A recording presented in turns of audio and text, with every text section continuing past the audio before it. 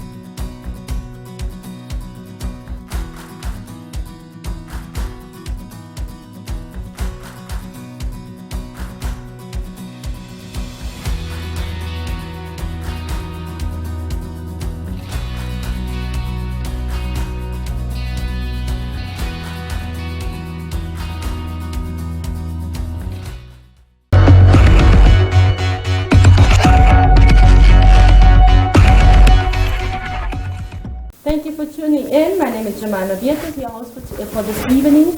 I'm here in the studio with Mr. Mahongora Kavihua from Teachers Union of Namibia. Thank you for joining us, Mr. Kavihua. Thank you very much and good afternoon.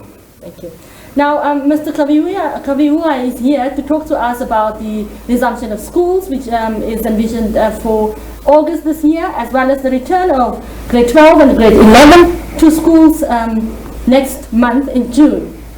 Now, Mr. Kavihua, there's been a lot of talk about teachers returning to school while children are staying at home. We have the issues with WhatsApp. Can you just share with us some of the issues that were raised by teachers and even parents? Yeah, number one, we should understand that the bone of contention was mainly on the issues of e-learning, of which the ministry have categorically put the parents and everybody at ease when they say that the e-learning processes are not for any assessment. E-learning materials and what will be created is only to keep the learners busy, and also the assurance that when the school, whenever they're going to resume, all the teachers will be required to start their work where they stop on 16 March. That's why we should never bother about too much on the issues of e-learning. However, on the return of the teachers to school, of course, we have been receiving various complaints that the many schools are not disinfected. They are not. There's no sanitary chemicals. Masks are not being provided for. All those kind of things. But when you go and look at very close, you will realize that there are some regions that are very effective, maybe because of the regional directors, and that's trickled down to the schools, and some regions are very slow in terms of carrying the communications. But of course we have advised the teachers, and we also pick it up that there is very, very half-informed school principals who does not know where their mandate starts and ends, in a sense that it is the right of an employee for him or herself to feel that this environment is conducive and safe for me or not. It's not the right of the supervisor for him to assure whatsoever. Every person, you should be able to perform your duty when you know that I am safe. Now, but when I'm hesitating my safety, you are not anywhere because you are a position of the supervisor for you to force and to threaten anyone. And we have been confronting those kind of attitude from some school principals, and I'm also using this opportunity for them to refrain from that.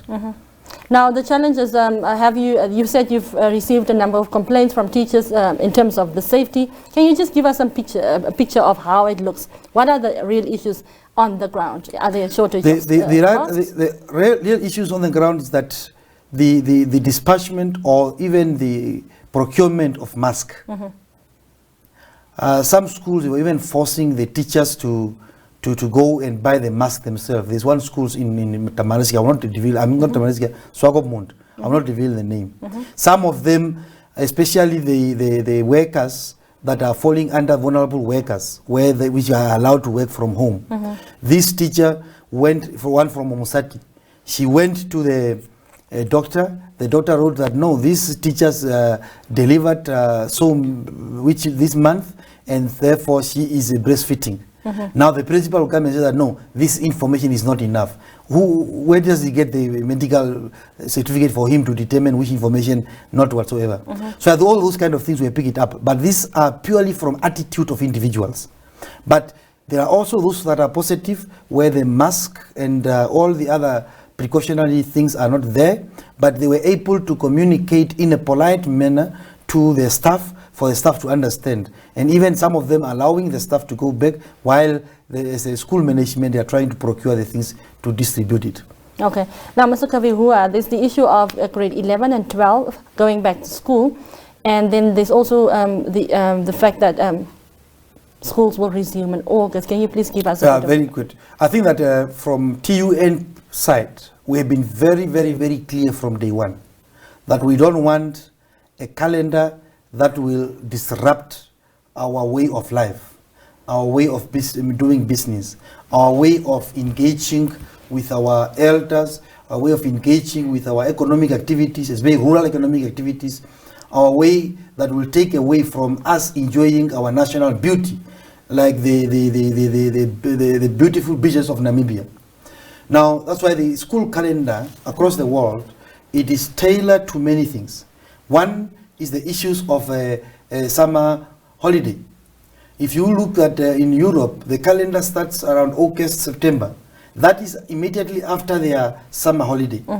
Now we cannot compromise that. Our summer holiday is in December. So the December is supposed to be the month that we have longer holiday so that we can carry out our cultural and social activities, environmental activities, our economic activities as they've been. So we were against the preferred positions of the cabinet that the school will open in August and up to May.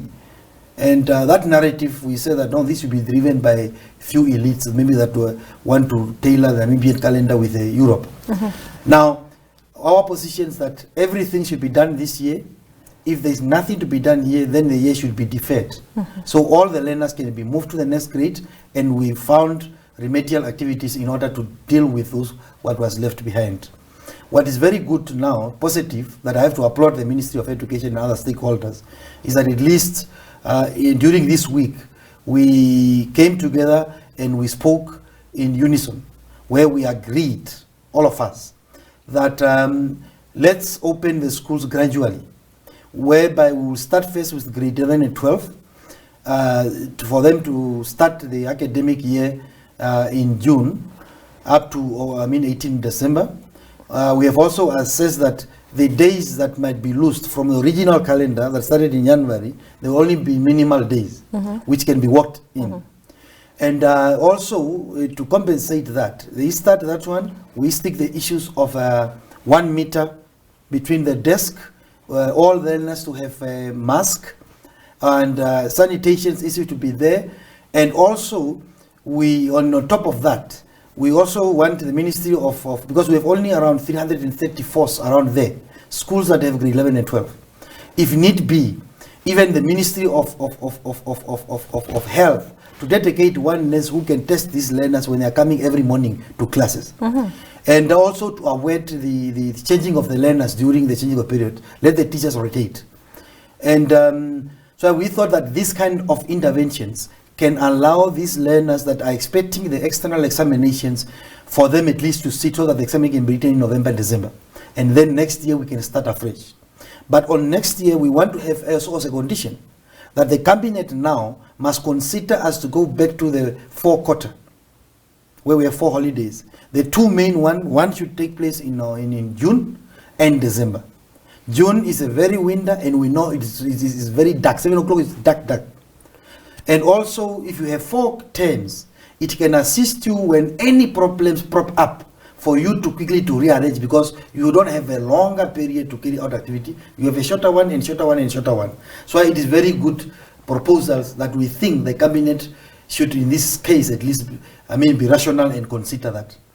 And then what we're thinking is that we have grade 11 and 12 opening in June, and then grade 9 and grade 7. Why 9 and 7? Grade 7 is a transition to secondary school. Grade 9 is a transition to senior secondary school. So those are very crucial grades also.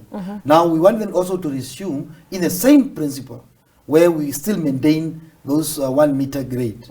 And how do we cap for the lost time? We're talking about we are going to get rid of all the non-promotional subjects, and also the rationalizations of curriculum, whereby the experts in subjects will sit and look at which modules that we can compromise, so that we can cover the crucial one that will not disadvantage the learner when they learner proceed to the next grade. So all these are the interventions that can accompany the proposals that we should reopen gradually. And then in August, we can go to other grades if need be also. Okay.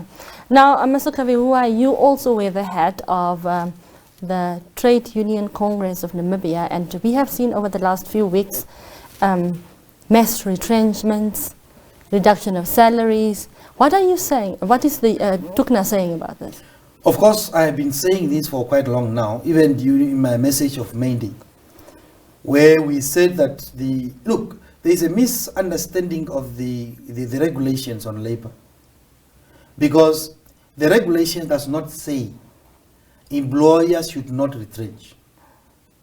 The regulation says whatever activity that should take place that will affect the workers, there must be a dialogue. Now, you cannot have a genuine and a fair dialogue if one party is disadvantaged in the process. You cannot go and have a dialogue with someone who is lying in bed and is having headache, and you say that I had a successful dialogue. No. Now, the workers during the period that we're talking about now, they are wounded. Now, meaning that the employer cannot easily come and say that, no, I've negotiated with the employees. No. That's why the regulations was in a good phase, saying that during the lockdown period, no employer should retrench anyone. And in 28 days. Now, the 28 days that we're talking about is a notice day that is required currently by Section 34 of the Labour Act. That's why now it looks to us that the employers are not willing to negotiate with the employees or with the trade unions. They want the manner that they behave at the beginning of the lockdown to continue, where they unilaterally, now they're just calling the workers, give them the letters, you are retrenched, take your payments, sign here. That's what is happening. You have seen what happened in Keetmanshoop. It happened also yesterday, it's still happening now with the Hilton Hotel. It happened with Flamingo at the airport. It happened with many companies. It happened even with Danfelion, where later on they changed the letters and those kind of things. So all these kind of things, we are being informed that companies are misbehaving. And we have embraced the issues of social dialogue to be the departure point of every engagement. And we are a constitutional democratic country where issues should be resolved through dialogue. We from the workers, we understand the situations that are posted by COVID-19. It doesn't mean that we are blind. We understand also that the business is experiencing problems. We understand the workers have bills to pay. But how do we meet each halfway if we are not talking to each other? If one party has just to sit and retrench. And we've seen the trends in retrenchment. Number one are the shop stewards of the unions are the first to be retrenched. Number two, it is also race-based. And this has become a concern to us. Of course, we are informed that tomorrow or today, they will put an application for urgent hearing. And maybe we will be served with the documents where we can peruse, and also as a respondents we can respond to it. What do you mean with race-based? Race-based, that if you look in many companies, the most chunk of workers that are retrenched are the black ones, and the white ones are not touched. Do you have any reports? We have the reports that we have been, we monitor the situations for quite long, and we came to the conclusion. Wow, that's interesting. Thank you very much for joining us, Mr. Kavihua. Thank you for tuning in. God bless.